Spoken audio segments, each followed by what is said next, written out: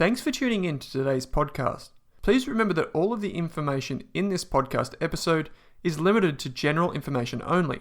That means the information is not specific to you, your needs, goals, or objectives, so you should seek the advice of a licensed and trusted financial professional before acting on the information.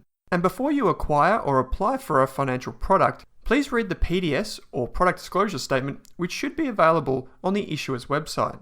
Lastly, please keep in mind that past performance is not indicative of future performance.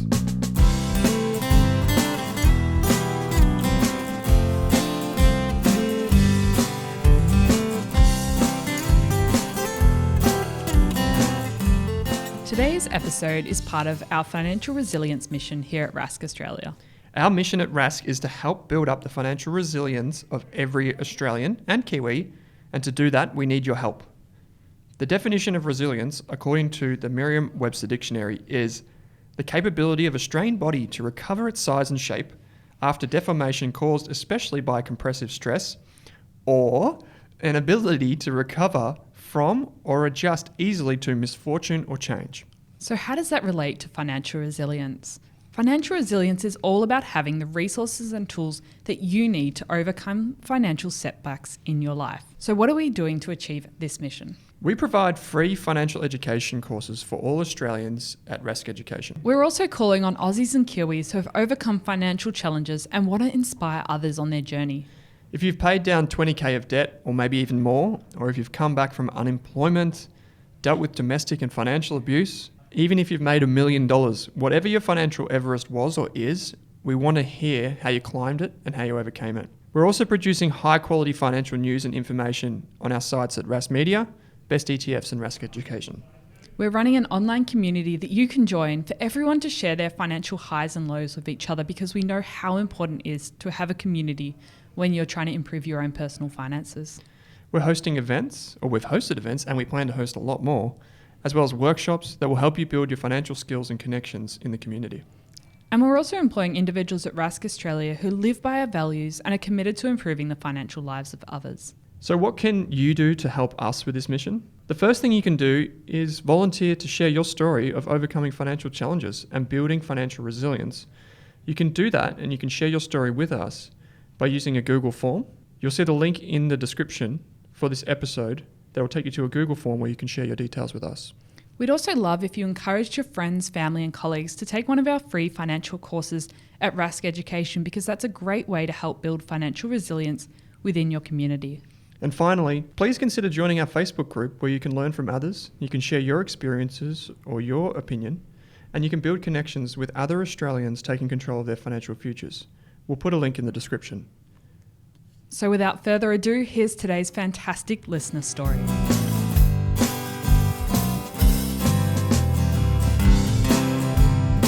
Kate Campbell, welcome to this episode of the Australian Finance Podcast. Good to be back, Owen. It is indeed. We've got a special guest. Ben, how you going, mate? I'm well, thank you, guys. Thank you very much for having me today. Yeah, we're stoked to have you because you've written in probably the most comprehensive listener story that we've ever had. And we're hoping you can relive it for us today, and hoping that some of our listeners can relate to some of the things that you've been through, some of the strategies you used to get through, some of the things that went wrong, some of the things that went right.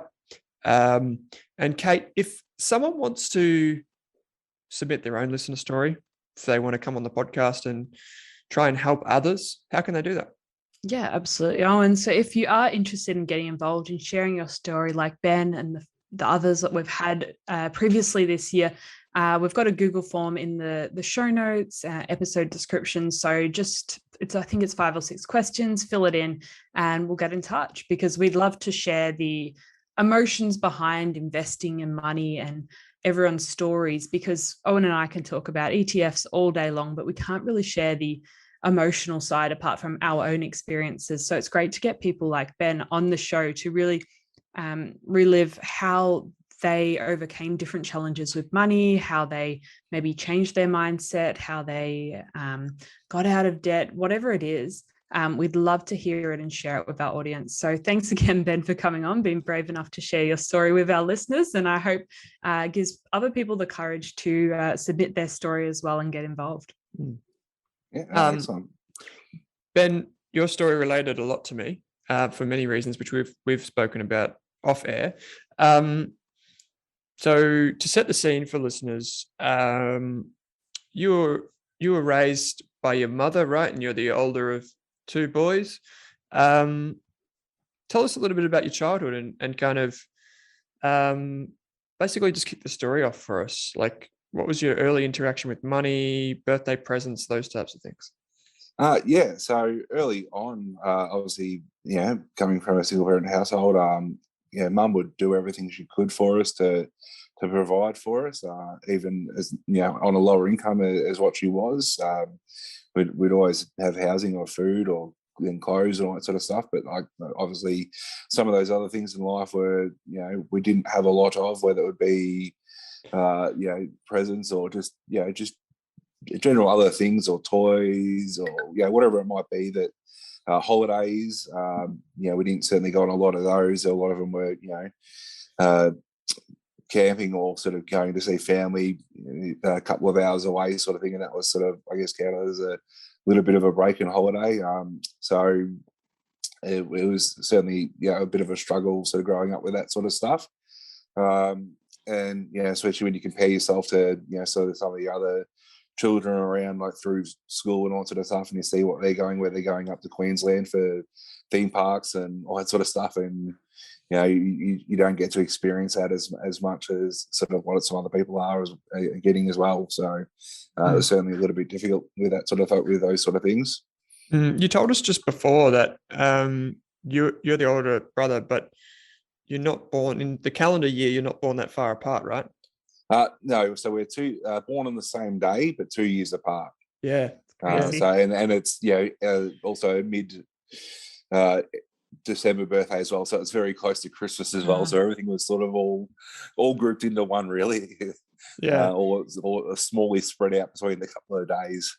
Yeah, you had a story about when you had a birthday party in McDonald's. Can you relive that for us? So we obviously, being brothers and of that competitive nature, we never wanted to share anything.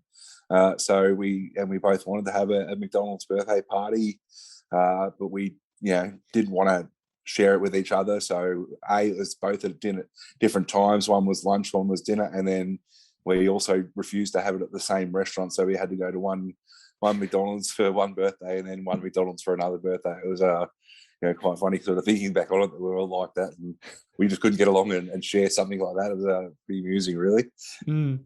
But that's what boys do, right? Like, I think it's the same for girls too, that you all want to have your own birthday presents and your own birthday parties. It all makes sense. So just growing up then, like from an early age, it seems like you kind of knew that you had to make choices because money was a limitation, right? Look, I still probably don't think I had a full understanding. I just felt like I knew I had to work and help out and do what I could, and whether that be helping out on a newspaper delivery or magazine deliveries and all that sort of stuff, or just going out and getting a job as soon as I could at 15. I think part of that was just because also the attitude I saw of my, not only my mum, but also my father, obviously, who I saw reasonably regularly as well. But, they were always hard workers. So I think that was just sort of, I guess, one thing that sort of was ground into me, just having a hard work ethic and going out and getting a job and being able to provide. And I figured I would do that as soon as I possibly could. So that was sort of how I sort of started off with that there. You said to us just before that you had to make a trade-off, something that you had to give up so your brother could get something. So we when I was 10 or 12, I had the opportunity to go on a school trip up to Canberra. But I thought at the time we also needed to get my brother some glasses for reading and other bits and pieces to help him out. And it was a choice where we couldn't do both. Mum didn't have the resources to be able to do both. So I made the choice then and there sort of to give up that trip to Canberra, which I was sort of looking forward to and wanted to do, and then just to help out my brother so he could have his glasses. And I felt like that initially, I think I felt like that was the better thing to do. I'd sacrifice a little to give something else to, more or less, so I could help out the family, I guess.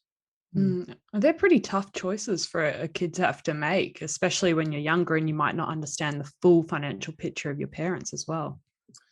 Yeah, certainly.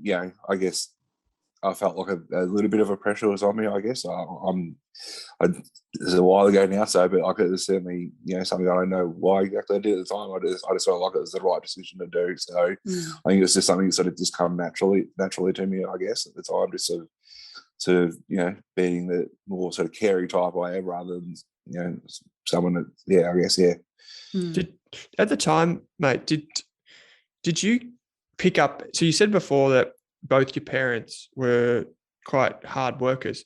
Did you pick up any other type of, from a young age, maybe not necessarily like that age, but right up and say till you're in your teenage years, did you pick up anything from your parents with regards to like money or work ethic? Like, was there anything else? Did they try and teach you about spending money wisely or budgeting or saving or anything like that? I think that was probably one thing that sort of I had a few struggles with. Like from my mum, there was a few conversations around finances and all that sort of stuff.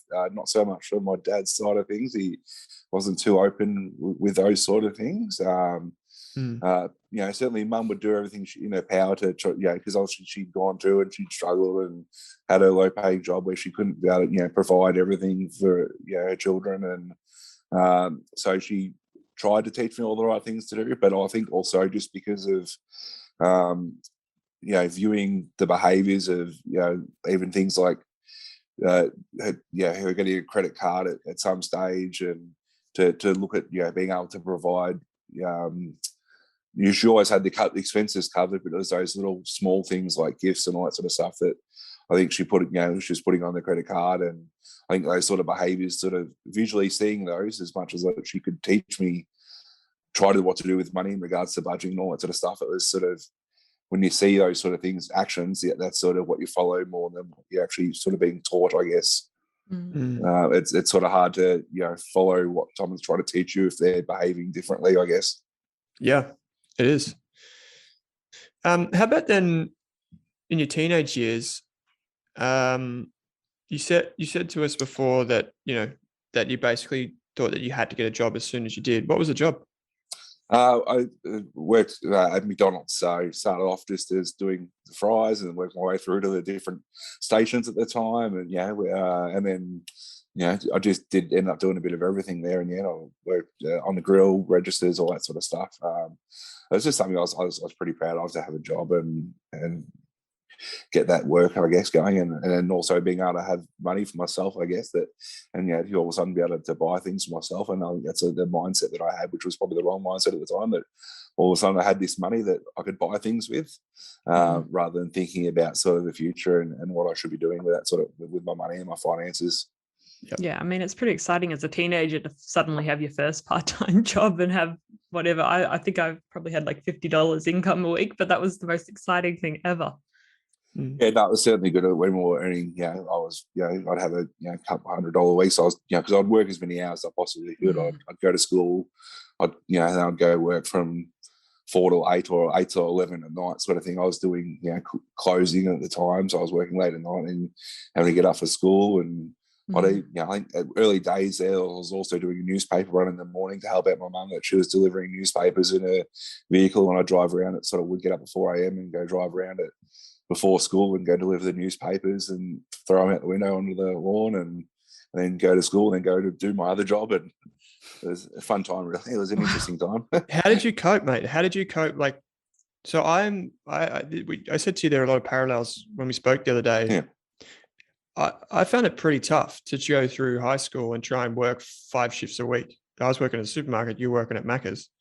How did you, like that? You're working late, you're getting up early, you want to try and feel like you're getting somewhere with your studies too, no doubt. Like, did you feel a lot of pressure? Not so much. I think I when it comes to, I guess, my education, I probably put a little bit of a backseat to that. Thankfully, I was able to sort of get by without a lot of study, which I guess I didn't place the priority on the education. I think it was more on the money and the finances side. So I'd sort of even though I was tired and all that sort of stuff, it'd be more focused on earning money than the education.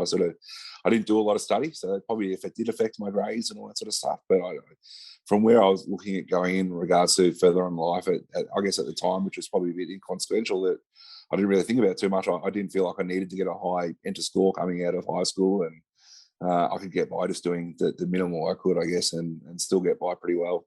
Yeah. Did your Sorry. No, I was just wondering if your approach to work and study and money sort of evolved once you graduated high school, and whether you went to uni or trades, how did that start to change? Straight out of high school, I made the decision to go to uni because I thought it was the right thing to do at the time. As we sort of discussed off air before, I was the first to really sort of do uni in my family and get to that step. And I just felt like I felt like I had the responsibility to try to change things within that sort of family history dynamic and moving forward and everything. So I just made that step to go to uni, which in the end was probably the wrong decision, just because that uni lifestyle, because I didn't have that study mindset, I guess, set in through high school. Once I got into uni, where it was a lot more sort of self-reliant learning, I found it a lot more difficult to sort of get on board and get into that habit of studying and all that sort of stuff. And I was still trying to work outside of that. And I guess I had some struggles with it and found it quite difficult. So I ended up having to make the decision to leave uni quite early, and mainly because also if I didn't make a decision there and then, I would have been lumped with having to pay for the semester, which was about sort of $7,000 at the time. And I just felt like that was a smart decision, to sort of, because I knew I'd probably struggle, and even if I tried to stick it out for a year or so, that would end up in $14,000 paying for a year, whereas I could leave then and pay the $400. I just feel like that was probably the better decision, even looking back on it now, because it's not something that would have suited me in the end, and the actual degree I was doing, looking back on it, wasn't leading me anywhere anyway. It's sort of a pathway to degree at the time. So I think I ended up making the right decision there, I think. Didn't you, based on what you've written to us, didn't you incur some costs at this time though? Like, didn't you, is this where you kind of got involved in debt? Was it around now?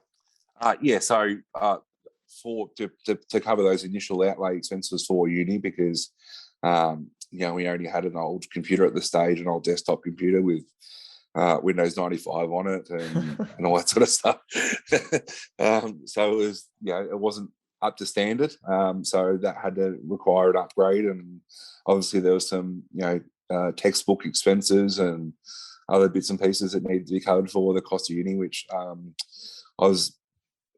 didn't save any money, unfortunately, through those first early years of working. And so that sort of had to be an upfront expense, which I wasn't able to get a loan from parents or anything like that. So I had to go to the banks, and rather than give me a loan, they ended up giving me a credit card with obviously a much higher interest rate, which set me back a fair bit. But certainly that's where I sort of my debt cycle started, basically from the age of 18, and sort of things, after getting those expenses for uni and then sort of paying a little bit off, I'd quickly maxed out the credit card to all of a sudden I was $3,500 in the hole and in a bit of debt, and that's sort of spiraled out from there. So shortly after I left uni, I had an accident with my car, and my car was written off, and it was just a little junk run around sort of the time that I'd been given to me on my birthday by my old man, and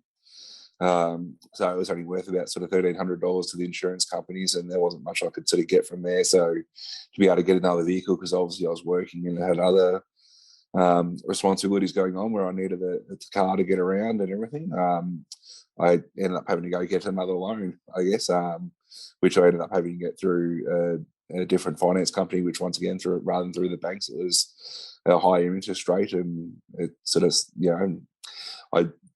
even on that initial loan, I made the decision to sort of consolidate my credit card debt there that I had at the time and put that on the loan.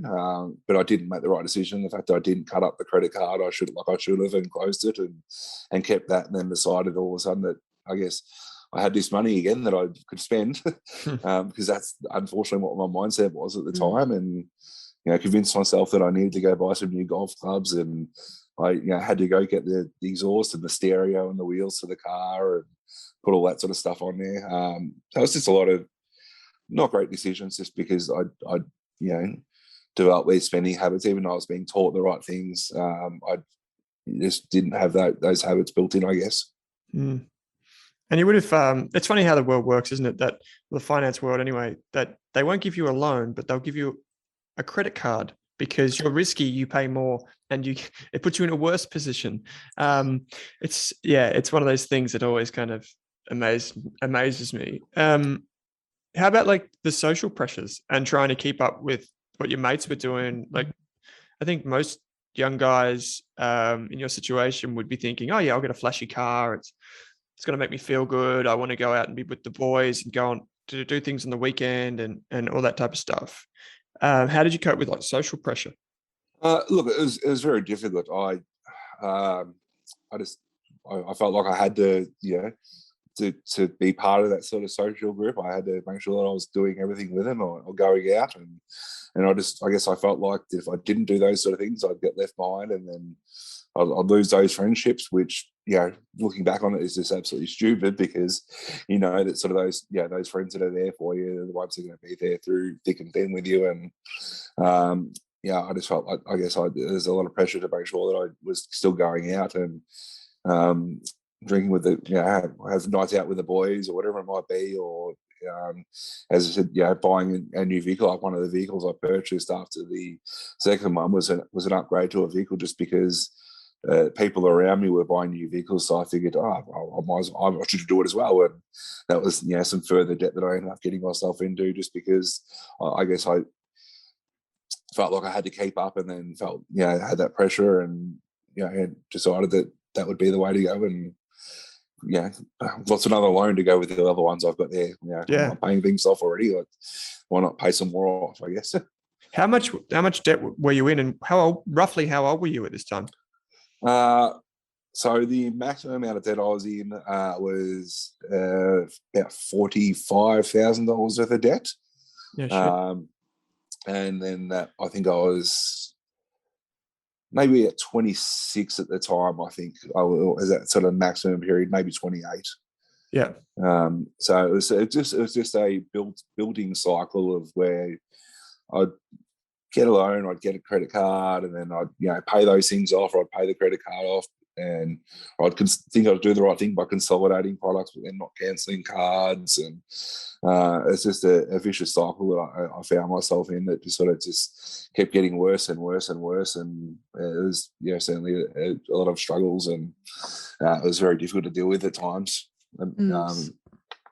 So what was the turning point for you? Like, once you hit that maximum level of debt, was there a moment when you decided, hey, I want to change direction? I don't want to keep growing this pile of debt? I think it was, so there was a period of time where I'd moved back down to my hometown in Ballarat to go work down there for a while, and I had to, all of a sudden, I wasn't living with mum anymore, and I had to worry about, buying all my own food and all those sort of other expenses, and all of a sudden thinking about splitting phone bills and gas bills and electricity bills. And so that was, I guess, a bit of the sort of turnarounds there, where all of a sudden I realised that you'd have these extra expenses in life, that there wasn't always someone there to cover for you and all that sort of stuff. And I was shortly after I moved back down to Melbourne, and my mum at the time ended up having to move into government housing because we didn't know what I was going to do with work, because I was in a company and a role that could have meant that I'd change locations again without sort of too much notice. And mum was just unable to cover the rent of the house we were living in at the time by herself. So she ended up moving into the housing, which helped her out a little bit, obviously making this a bit more financially better for her. And then obviously that was only a small 1-bedroom place, so it's not something where I was able to move back in with her. I had to go live off my own. So I took over the place that we're leasing in, and brought in a couple of housemates to try to help cover those expenses. But I'd find myself struggling through not being able to just budget the money correctly and hold off, rental payments and make sure that the money was sitting aside. So then, come when it was due in that month, I'd have it all sitting there. I'd go off and sort of spend a little bit of going, I'll cover it from next week's pay. And, I can do this because I can cover it from next week's pay and it'll be all right. Then you get down to that week of the month where you got to pay rent, and all of a sudden, 70% of the wage is going to go off onto your rental expenses because you've spent the money that should have been left aside. So after a while of doing that, I just felt, overwhelmed, stressed, a whole heap of anxiety, and sort of lead me down down a dark path, in feeling a bit of depression and anxiety and stress. Did Ben, on that, do you feel responsibility for your mum? In terms of looking after you, and all that sort of stuff? Like financially? I feel like, I've always felt like there would be a time where I would have to have some level of responsibility as she got older and obviously was no longer able to work and all those sort of things. And there'd be a time where I might have to step up to the plate and to have to be able to provide, whether it be care or anything I could for her, I guess. So at the time, my younger brother wasn't really working or in sort of consistent jobs. So I felt like I had to be the one to sort of step up and have those responsibilities as well, I guess. So sorry, I just wanted just to touch double click on that. But what happened next? So you're in the house.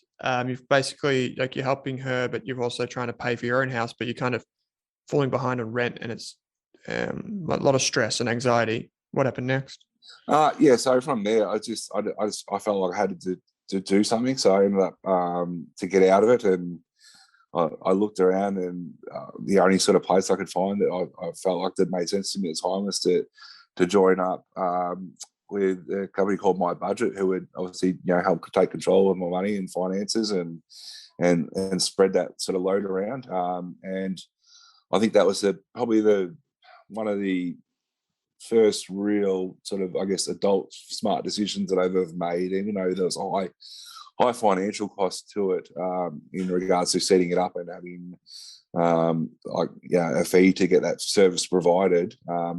I just didn't feel like I had the self-control to be able to do that myself, even though I could sit down and I could write a detailed budget about what I needed to save each week or what I needed to put aside and work out my expenses and all that sort of stuff. I just didn't have the controls to be able to leave that money there. So I needed to put that into someone else's hands.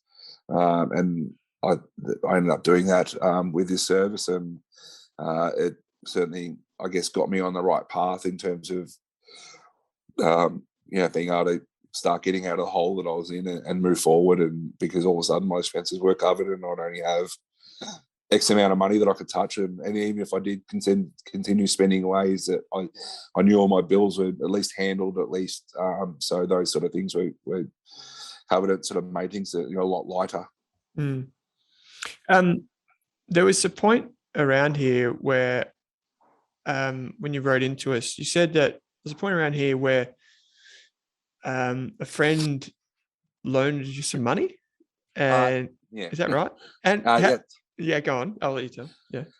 So I obviously had a few credit cards still that were sitting there that were being paid off as part of this budgeting plan, and I was very, very grateful, in fact, that I had a friend that obviously who had done pretty well for himself in regards to setting up his own business and had some resources there that, we sort of sat down and were having a chat, and he sort of offered to pay the amounts of what my credit cards were at the time to pay them off, to save on paying the credit card interest. And then I would then have to just pay him back that amount plus a small interest amount, because he said it was just money that he was taking out of his offset account on his home loan, so therefore that he would have a small few extra bits of interest that he was paying to help cover me out, sort of thing, while I was paying him back over that sort of period of time. So I think it took roughly a year or so to pay him back, with the small amounts that we agreed that would pay him back at the time. So it was a bit of a stressful situation because, loaning money off friends, especially that amount of money, it wasn't $20. We're talking about a few grand. it was, I certainly personally didn't want to let him down, and made sure that I made that a priority to pay him back. And like that was when I rang up the people that look after my mate at the time, I sort of said, this is my number one priority. Like, there's the rent, there's this, and then there's everything else. So, no matter what's going on with my finances, this has to be paid. So it was, I'll be forever grateful for him to be able to save me that amount on like interest and all those sort of things as well. How did you feel once I know we're skipping down the track a bit, but just quickly, how did you feel when you paid him back? Relieved, I guess, grateful again. And I was just very grateful to him. Like, he's one of my best mates and still is to this day. And to be able to have you help me out like that, it was just very good. But also just felt relieved that I guess onus of responsibility was done and dusted, that I didn't have to worry about that anymore, and that sort of took a bit of a load off the shoulders as well. Because I know that those sort of things financially sometimes between friendships, if they go the wrong way, can cause a lot of drama and all that sort of stuff, and I just didn't want to put that pressure on. Like, another example is I had another mate, like, before I joined up with this other service, where he offered to basically go, right, you pay me all your money, I'll create the budget plan for you, and I'll give you what you can spend. But I just didn't want to put our friendship under that kind of pressure. If case of going, if one of us all of a sudden, has an argument or a fight, then what happens there? And I just didn't want to put that added pressure on. So it was very, very difficult to deal with that sort of stuff, I guess, personally on those responsibility things. For sure. Yeah. Sure. And if we fast forward today, how are your finances looking now? How has your approach towards money and your mindset changed? It's a lot has changed now. Fast forwarding to today, obviously, I'm now debt free for the first time. That's amazing. I went into debt for the first time at 18, and only just sort of had that loan paid off now at the start of this year. So basically, 16 years later on. So half your life. Pretty much half my life I'd been in debt, and it's just an absolute relief to be out of debt. And look, I've still got a lot of lessons I'm learning, but I feel like I've made a lot of changes. And going through the first COVID lockdown actually sort of helped get me on that path in regards to getting those sort of changes happening. And all of a sudden I had a bit of time on my hand, and I decided that I wanted to, I guess, go take up a bit of reading, which I didn't do a lot of when I was younger, but decided that would be a good idea, and went and bought a couple of books that I knew of that were just fairly well known, and one of them being Mark Manson's book, The Subtle Art of Not Giving Out Stuff, which is a clean version of the title. It's a good book. It is. It's an excellent book. What did you learn? Can I ask what you learned from that? I guess the biggest lesson I sort of took out of that from the quick read through, and it's just to control. You can only control how you react to things. Like, there's a lot of situations in life that are totally out of your control, and you can only control how you sort of how you react to those things, and you make the circumstances better or worse by how you react to those sort of things. I think was probably the biggest key I took out of that. And how about the other book that you bought? I know you bought at least one more. Yeah, so the other one was obviously one that's been mentioned a few times, and one of the most sort of I guess almost every Australian read by the amount of book sales there is, being the Barefoot Investor. And just obviously got through reading that. I think I knocked it over in about 2 nights, reading through it the first time, and then I went through it again afterwards to sort of slowly put sort of some of those steps in place. But I guess reading through it just sort of re-sparked sort of some of those things that I'd learned a lot of these things throughout my life in high school. Like I took part in, the ASX share market games and all those things in high school, and learned about, business decisions and compound interest and all those sort of things. I guess I don't know whether it was just the mindset at the time that didn't allow me to be able to take those things in and learn the lessons from them, or even just the life experiences of, experience the negative effects of compound interest, being the interest from the credit cards and the loans and all that sort of stuff. I guess, didn't make me feel like there's something to work with. But once I started reading the Barefoot Investor, it just sort of sparked that interest again in learning sort of some of those things, and very quickly put forward to changing things and changing how I sort of do things, and making sure I, pay myself some savings first, and looking towards actually saving and developing some of those better habits, and trying to develop a little bit more self-control around what I do with my money. There's one thing that I'd like to double click into again, which is during COVID, you made a decision with your money. Just if you could just summarize that real quick, and where you got that, I get not necessarily advice from, but like whether that was a good or bad decision. Sorry, in regard to the making the decision with super that you mentioned in your. Yes. Sorry. Yeah, I totally forgot about right now. When COVID first hit, obviously, and then I was looking at a few bits and pieces, and then looking at the news and seeing the financial markets crashing down, and seeing how much they dropped. I'd ended up changing my super around to what was just, I think even then it's still the wrong thing, but just the balanced sort of default option that you get put into with most super funds, unless you sort of change it yourself. And then, listen to the advice of some older people in my life, and one in particular, unfortunately, being my mum at the time, and, telling me, you've got to get out of the high risky stuff. It's, you don't want to be in shares, you've got to be in cash, and, it's everything's crashing and all that sort of stuff. And which sort of ended up, with a quick recovery of the markets we had with COVID, and then and because I didn't even get onto this path until probably the early parts of the recovery, with reading the Barefoot Investor and all that sort of stuff, and listening to those things about even the time horizons of how much time I actually still had left to recover, even if there was a crash. By the time I switched it back to a higher growth option, I'd missed out on, I think, about 50% of the recovery. So I think I've cost myself at least, in the short term, at least 10 grand, not even counting the compounding effects over the next 20 or 30 years, especially how much of that recovery I sort of missed out. And even reflecting on it, I think it's quite funny, because obviously I was working through the GFC, and I didn't do anything then. I just left it. I left it in that sort of balanced default option, because I resist, I was being told back then, the market's crashing, you've got to get out, you've got to put in the cash, you've got to be in low risk. And I'm like, no, I've got plenty of time, it'll be right. And for whatever reason, I decided to finally give in and listen to that advice, which was, in hindsight, obviously probably the wrong thing to do, but just because of the quickness of the recovery. And it was, a learning experience. I've learned that lesson now, so I guess I'll take that on board, and I can move forward that with future endeavors, I guess. Yeah, I think that's the most important thing, just learning. And like, there's no point regretting what you did now. Like, that will just hold you back. You just want to learn from it and move forward.